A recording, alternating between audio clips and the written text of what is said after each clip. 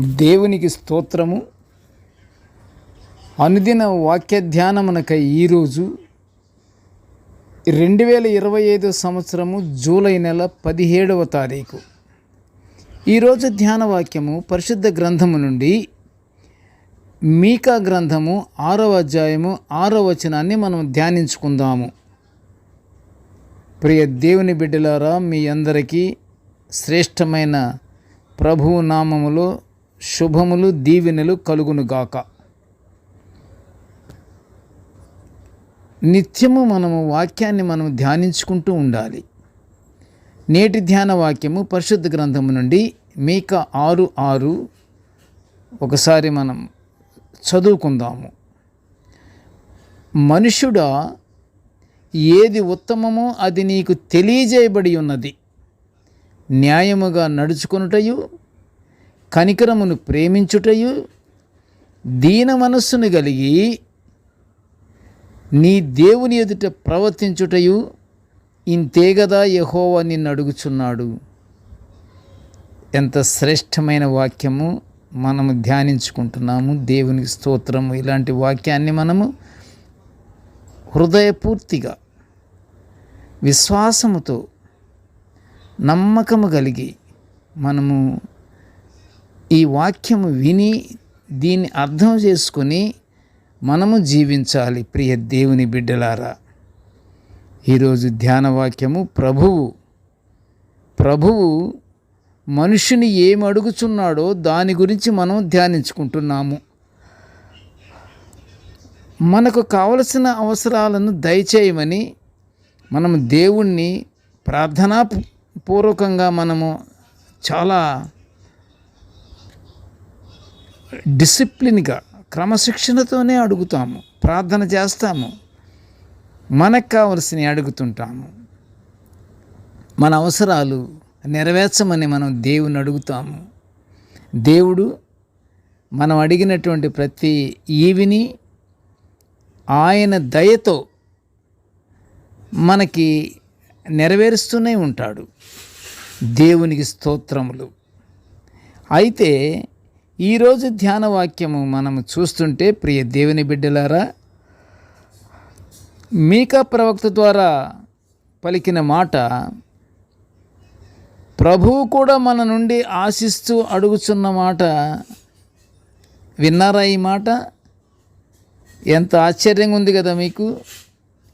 మనమేమో మనకు కావలసిన అవసరాలన్నీ దేవుని అడుగుతాము. అంతేకాదు ప్రియ దేవుని బిడ్డ, దేవుడు కూడా మనల్ని అడుగుతున్నాడు. దేవుడు కూడా మనల్ని అడుగుతుంటూ ఉంటాడు. ఆయన మానవుల్ని సృష్టించింది ఎందుకు? ఆయన్ని మహిమపరుచుకుంటానికి, ఆయన్ని నిత్యము మహిమపరుచుకుంటూ మానవులు సద్భక్తితోనూ ప్రేమతోనూ ఒకరికొకరు కనికరము కలిగి జీవించుచు నన్ను మహిమపరుచుతారు అన్న ఉద్దేశంగా దేవుడు మానవుణ్ణి సృష్టించాడు. ఆ ప్రకారమే మానవుడు ఏం చేస్తున్నాడు? తప్పకుండా ఆయనకి వాళ్ళకి ఏ మానవుడికి ఏమి కావాలో ప్రభువుని బ్రతిమలాడి ప్రార్థన ద్వారా విన్నవించుకుంటున్నాడు. మరి ప్రభువు ఏం చేస్తున్నాడు? అన్నీ నెరవేరుస్తూనే ఉన్నాడు. ఈరోజు ధ్యాన వాక్యము ప్రకారంగా ప్రభువు కూడా మనల్ని ఆశిస్తూ అడుగుచున్నాడు. ఏమని? న్యాయము కలిగి ఉండి,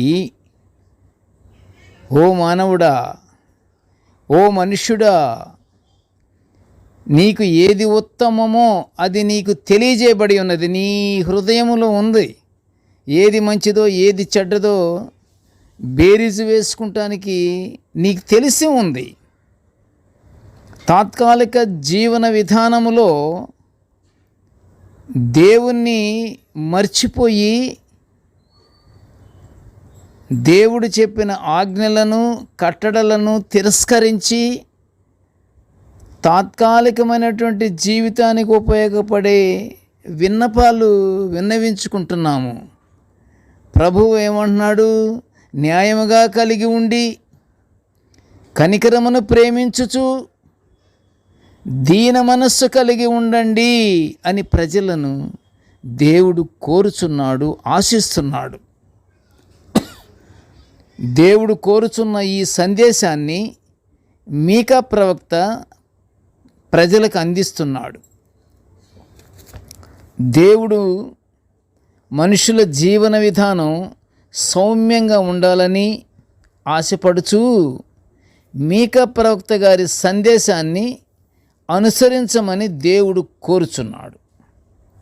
ఇంతే కదా నిన్ను అడుగుచున్నాను. న్యాయంగా ఉండండి, కనికరాన్ని ప్రేమించండి, దీన మనసు కలిగి నీ దేవుని యందు ప్రవర్తించండి. ఇంతే కదా. మానవుడు మనస్సు కానీ మార్చుకుంటే, దేవుని యందు భయభక్తులు కలిగినటువంటి మనసు ఉంటే న్యాయముగా ఎందుకు నడుచుకోలేడు? కనికరాన్ని ఎందుకు ప్రేమించడు? దీన మనస్సు కలిగి ఉండటానికి అదేమన్నా పెద్ద బండరాయి మీద పడుతుందా? కాదు. దీన మనస్సు కలిగి కానీ ఉంటే సర్వము జయించుకోవచ్చు. దీన మనస్సు లేనప్పుడు అనేకమైన కలతలు, కొట్టాటలు, రకరకాలైనటువంటి ఆవేదనలు, రకరకాలైనటువంటి పోటీలు, పోట్లాటలు ఇవన్నీ ఉంటాయి. ఒక్కసారి ప్రియ దేవుని బిడ్డలారా, దీన మనస్సు కలిగి ఉండటానికని ప్రయత్నం చేయాలి. దీన మనస్సు నీకు ఎప్పుడు వస్తుందంటే, నిత్యము నువ్వు దేవుని యందు సన్నిహితముగా దేవునితో నీవు సహవాసమును చేస్తున్నప్పుడు నీకు దీన మనసు ఆటోమేటిక్గా వచ్చేస్తుంది. సాతానుడు మనతో ఉన్నప్పుడు మనకు దీన మనసు రాదు. అపవాది రానివ్వడు. నువ్వు ఎప్పుడైతే నిత్యము దేవుని యందు భయభక్తులు కలిగి ఉంటావో అపవాది మన చెంతకు రాలేదు, రావటానికి సాహసించదు కూడాను అపవాది. అందుకే ప్రియ దేవుని బిడ్డలారా, మనం ఏం చేయాలి? మొదటగా మనము ప్రేమ కలిగి దీన మనస్సు కలిగి మనము దేవుని యందు ప్రవర్తించాలి.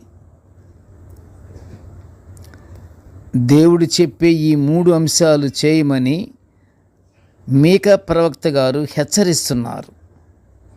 అవును, మరి ప్రియ దేవుని బిడ్డలారా, దేవుని యందు భయభక్తులు కలిగి ఉండి మన అవసరతలు తీర్చమని దేవునికి ప్రార్థన చేసే ముందు మీకా గారి సందేశములోని న్యాయము, కనికరము, దీన మనసు కలిగి ఉన్నామా అని మన స్వపరీక్ష మనము చేసుకోవాలి. అలా స్వపరీక్ష మనము చేసుకొని మనం సరి చేసుకోవాలి. అప్పుడు మనలో దీన మనసు ఏర్పడుతుంది. అలా స్వపరీక్ష మనము చేసుకొని ఆ విలువైన ఆత్మీయమైన సద్గుణములు కలిగి దేవుని ప్రార్థిస్తూ దేవుని నుండి పరిపూర్ణమైన ఆశీర్వాదాలను పొందుకోవాలి. మనము దేవుని యందు పరిపూర్ణ ఆశీర్వాదాలను మనము కోరుకునే ముందు మీకా గారు ఏమంటున్నారు? ఇవి మీకు ఉన్నాయా? దేవుని మాట ఇంతే కదా నిన్ను అడుగుచున్నాడు అంటున్నాడు. అలాగా మనము మీకా ప్రవక్త గారు ప్రవచించినటువంటి ఈ 3 అంశాలను మనం మనసులో ఉంచుకొని హృదయానుసారంగా, హృదయపూర్తిగా దేవుని యందు నమ్మకం ఉంచి మనము ప్రార్థన చేసుకుంటూ మనము పరిపూర్ణమైన ఆశీర్వాదాల కొరకు మనం దేవుని నుండి ఆశిద్దాము. పరలోక ఆశీర్వాదాలు పొందుకుందాము. ప్రతి ఒక్కరూ దీన మనస్సు కలిగి ప్రార్థన యందు పట్టుదల కలిగి చేసుకుంటూ ఉంటే నిత్యము వెలుగులో జీవిస్తాం. మనము ప్రార్థన చేసుకుందాము. కృపగల తండ్రి, జీవముగల నాయన, నీకు స్తోత్రములు తండ్రి. నీ దివ్యమైనటువంటి వాక్యాలను మేము నిత్యము ధ్యానించుకునే ఈ గొప్ప భాగ్యాన్ని మాకు అనుగ్రహించినందుకు నీకు ఘనమైన స్తోత్రములు తండ్రి. నాయనా, నేటి ధ్యాన వాక్యమును వినుచున్న ప్రతి బిడ్డను ఆశీర్వదించయ్యా. ప్రతి బిడ్డ యందు దేవా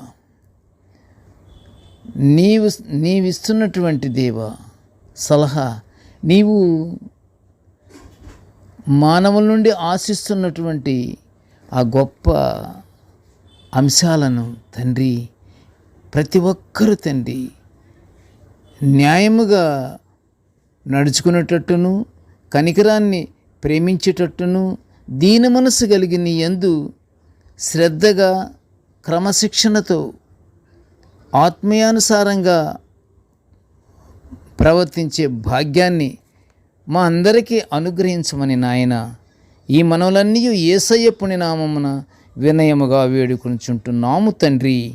ఆమెన్. దేవుడు మనలందరినీ బహుగా దీవించుగాక. Amen, amen, amen.